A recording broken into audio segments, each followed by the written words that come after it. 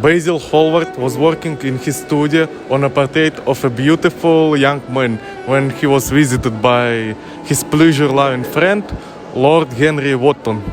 Henry was very impressed by the portrait and wanted to meet this charming youth. His name was Dorian Gray. This worried Basil. I don't want you to meet him. It's the best work you've done. I must see Dorian Gray. At that moment, Dorian arrived and, to Basil's distress, invited Henry to stay and watch. Immediately, Henry started to charm Dorian with his clever idea about life. Basil continued painting, but Dora was tired and went into the garden, and Henry followed. Lord Henry, are you really such a bad influence as Basil says?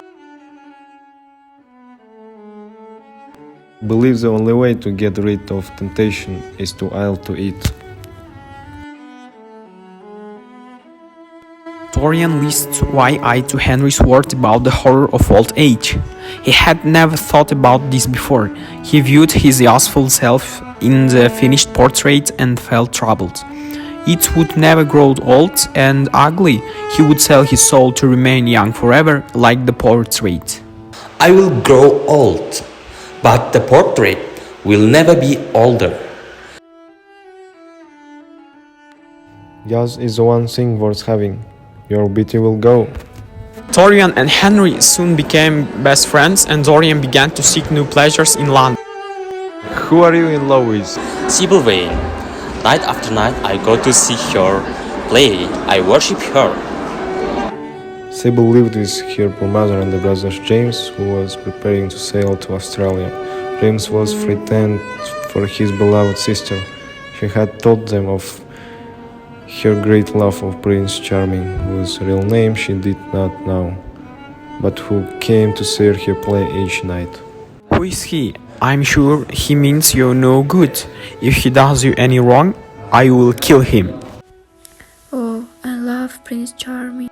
Finally, Dorian asked Sybil to marry him. He invited Henry and Basil to see her act, so that they could see why he had fallen for her. She looked lovely as Juliet. Then she spoke. Her acting was terrible, meaningless. Dorian, embarrassed and furious, ended the engagement. You have killed my love. What I know, a third-rate actress with a pretty face. Dorian, please don't leave me. Dorian left Sybil and walked the streets. Arriving at home, he saw his cars and the portrait, and he jumped back in horror. The face had changed, his soft expression had become hard and cruel.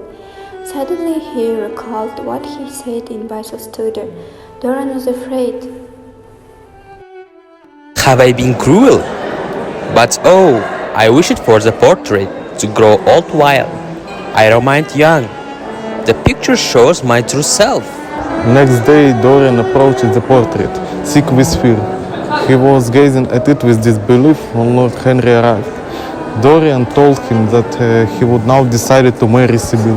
After all, Henry gasped. Dorian hadn't received his note. Sybil was died. Oh, Dorian, Sybil is dead. I compare the idea of my soul being ideas. I will marry Sybil. That? It's a horrible lie. Years passed. Dorian tried to drown his guilt in a life of pleasure and scandal. Basil came to confront him about his evil ways and reacted with horror when Dorian revealed the now hero's portrait.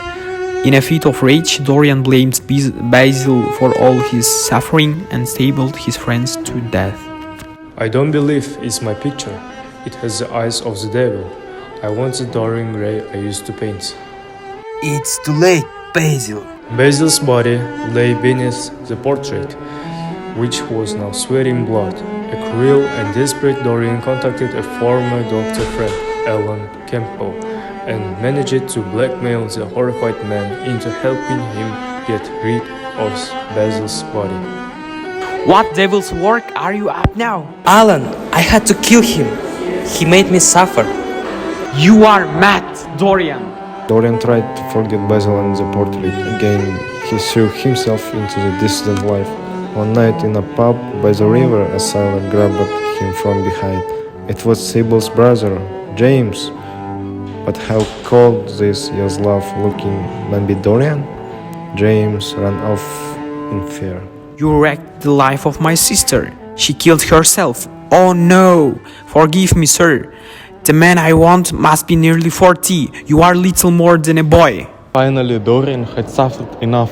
He wanted his old life back. He went to see the portrait. To his horror, it had become even more repulsive. He had to destroy it. He took a knife and stabbed the picture. The police found the body of an ugly, wrinkled old man beneath a perfect portrait.